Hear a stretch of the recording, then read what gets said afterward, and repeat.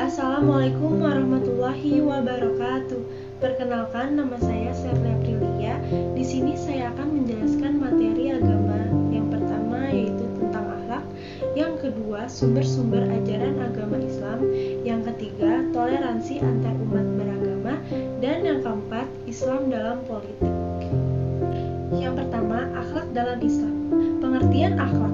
Akhlak berasal dari bahasa Arab, dari kata khuluq, yang berarti tingkah laku, tabiat atau perangai.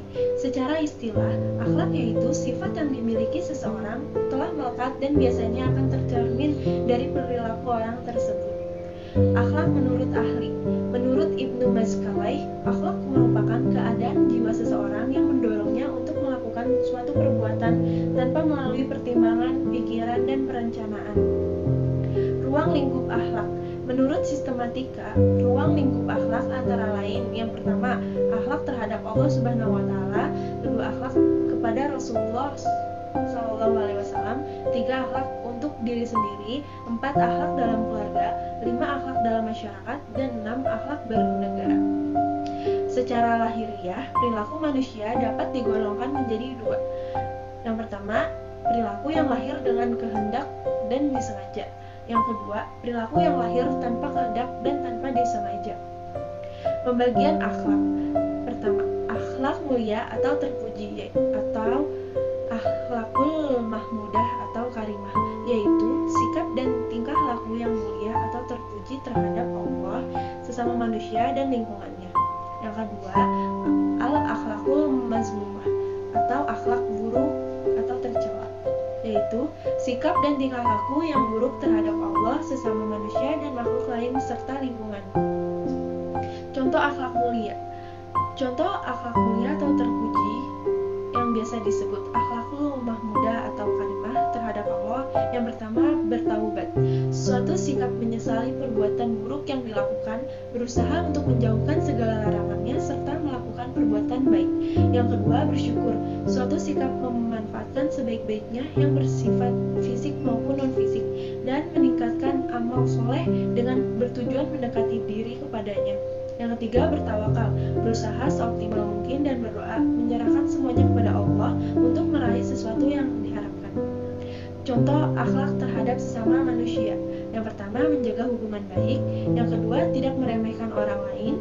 Yang ketiga, bersangka baik atau husnuzon.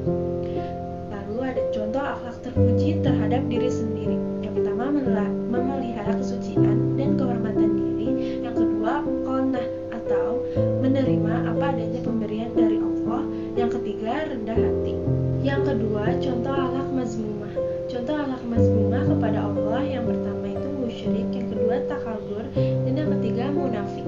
Sedangkan contoh akhlak mazmumah kepada sesama manusia, yang pertama iri hati atau dengki, yang kedua berbuat aniaya atau al-zulmul, yang ketiga kikir atau al-bukhul. Pembinaan akhlak. Pembinaan akhlak merupakan suatu usaha, tindakan, dan kegiatan yang dilakukan melalui usaha sendiri agar mempunyai akhlak yang mulia dan memiliki kebiasaan yang terpuji atau menjadi pribadi yang berakhlakul karimah. Materi kedua yaitu sumber-sumber ajaran agama Islam. Yang pertama, Al-Quran. Al-Quran merupakan sumber ajaran Islam yang pertama. Secara bahasa, Al-Quran berarti bacaan atau yang dibaca. Menurut Syekh Muhammad Khudair Bek, Al-Quran ialah lafal firman Allah yang berbahasa Arab yang diturunkan kepada Nabi Muhammad SAW untuk dipahami isinya dan selalu diingat, yang disampaikan dengan cara mutawatir, yang ditulis dalam mushaf, yang dimulai dengan surat Al-Fatihah dan diakhiri dengan surat An-Nas. Al-Quran adalah kumpulan firman Allah atau wahyu yang diturunkan oleh Allah yang disampaikan untuk Nabi Muhammad melalui malaikat Jibril. Al-Quran terdiri dari 30 juz, 114 surah, dan 6.666 ayat, dan 77.845 kata. Al-Quran diwahyukan secara berangsur-angsur selama kurang lebih 23 tahun atau 13 tahun sebelum hijrah dan 10 tahun setelah hijrah. Al-Quran juga memiliki nama lain diantaranya Al-Quran artinya bacaan atau yang dibaca, Alkitab yang artinya yang ditulis, Al-Furqan artinya pembeda.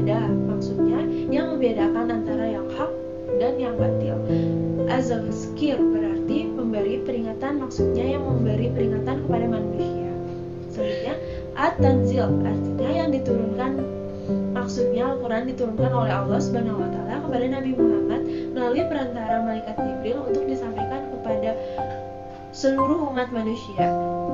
Kedudukan dan fungsi Al-Quran. Kedudukan Al-Quran adalah sebagai pedoman utama bagi umat Islam. Dijelaskan dalam buku pendidikan agama Islam yang disusun oleh Bahrul Ilmi. Maksud dari pedoman utama ini adalah tidak boleh ada satu aturan pun yang bertentangan dengan Al-Quran, sebagaimana firman-Nya dalam surah An-Nisa ayat 105.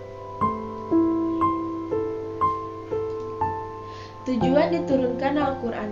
Yang pertama, untuk petunjuk bagi manusia. Yang kedua, sumber pokok ajaran Islam. Ketiga, peringatan dan pelajaran bagi umat manusia.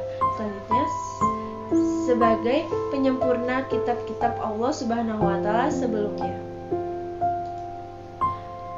Yang B, sunnah atau hadis.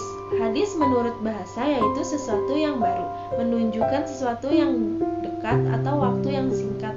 Hubungan hadis dalam Al-Quran sangatlah berkaitan karena pada dasarnya hadis berfungsi menjelaskan hukum-hukum dalam Al-Quran dalam segala bentuknya sebagaimana disebutkan di atas.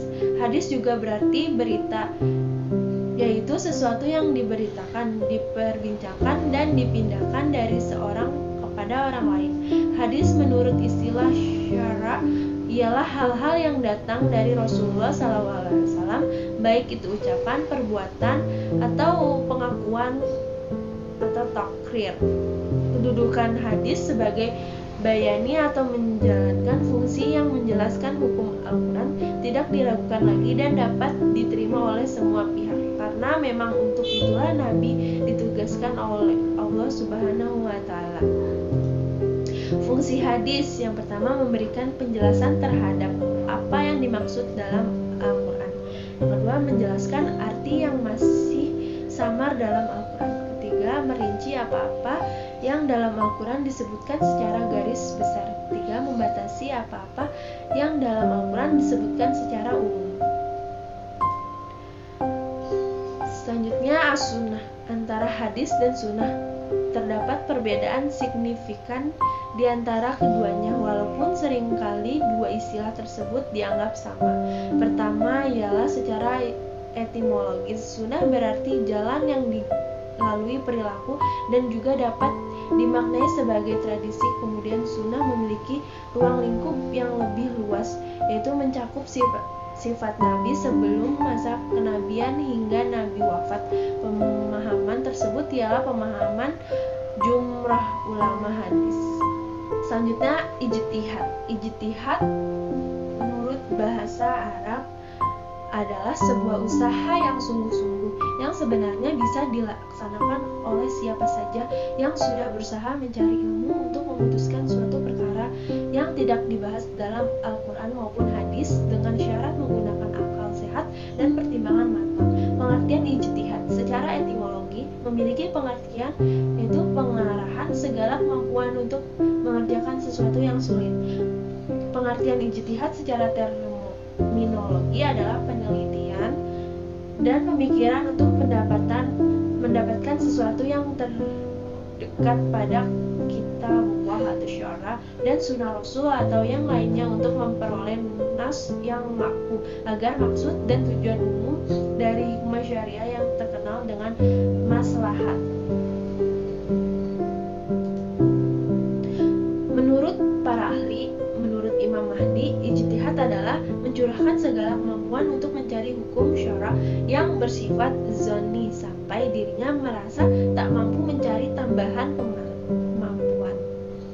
Menurut Narun Nasution, ijtihad adalah berusaha keras untuk mencapai atau memperoleh sesuatu.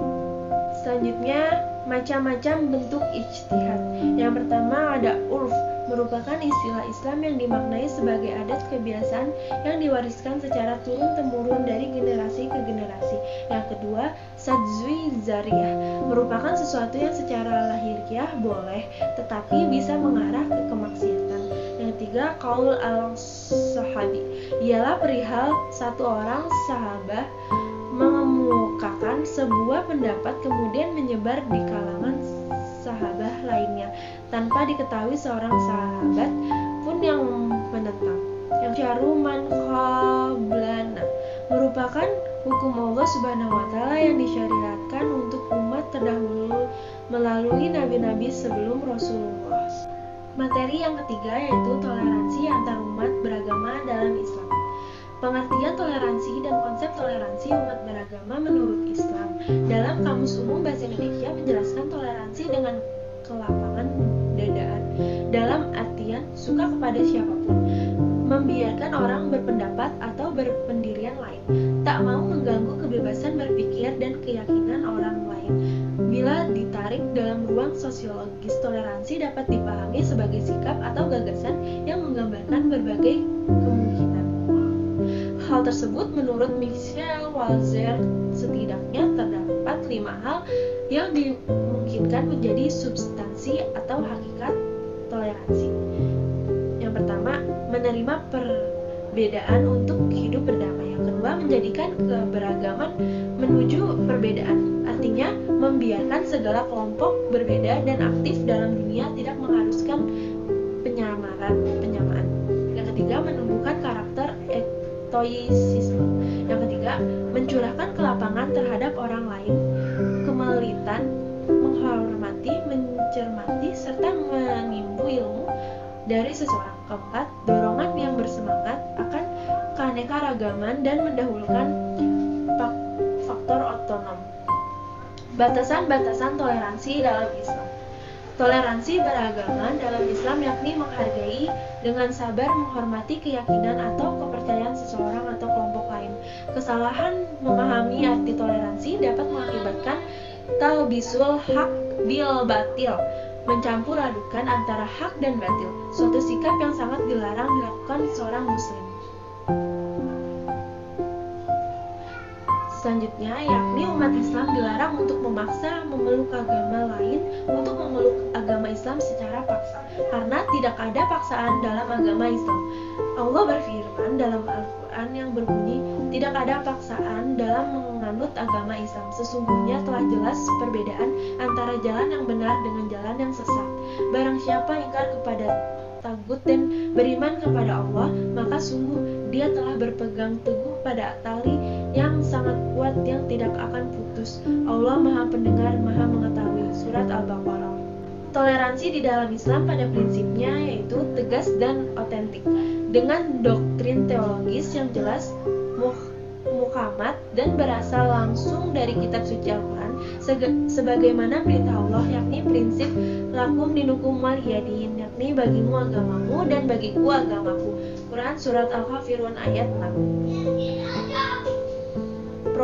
Problematika toleransi dalam kehidupan beragama. Toleransi dalam Islam justru cakupannya lebih luas, yakni konsep as-samahah atau tasamuh atau lapang dada.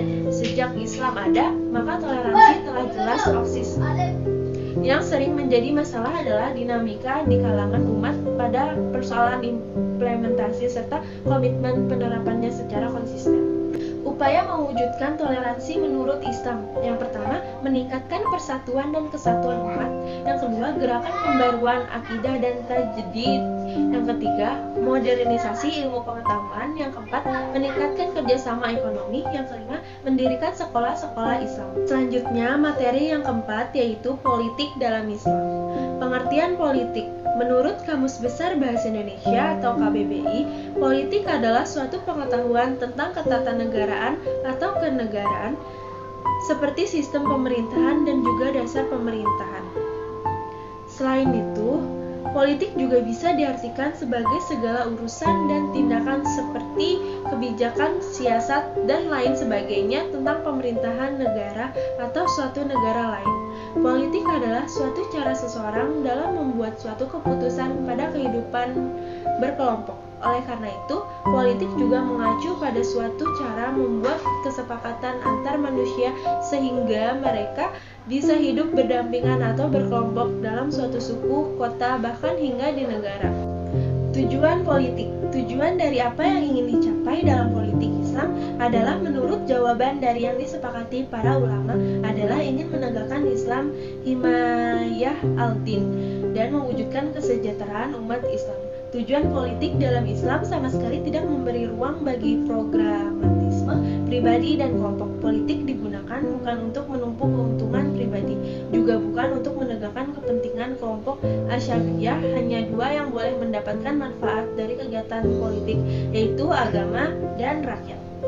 Prinsip politik Islam. Pengertian kata prinsip dalam Kamus Besar Bahasa Indonesia ialah atas kebenaran yang menjadi pokok dasar berpikir, bertindak, dan sebagainya. Dasar dengan demikian dapat disimpulkan bahwa definisi dari kata prinsip adalah suatu pernyataan fundamental atau kebenaran umum maupun individual yang dijadikan oleh seseorang atau kelompok sebagai sebuah pedoman untuk berpikir atau bertindak. Berikut adalah prinsip-prinsip dalam politik Islam. Yang pertama yaitu musyawarah, yang kedua keadilan, yang ketiga kebebasan, yang keempat kebersamaan, dan yang kelima hak mahkizab pemerintahan. Dan yang keenam diwajibkan untuk mempererat tali silaturahmi. Yang ketujuh, kedaulatan tertinggi atas alam semesta dan hukumnya hanya berada di tangan Allah semata.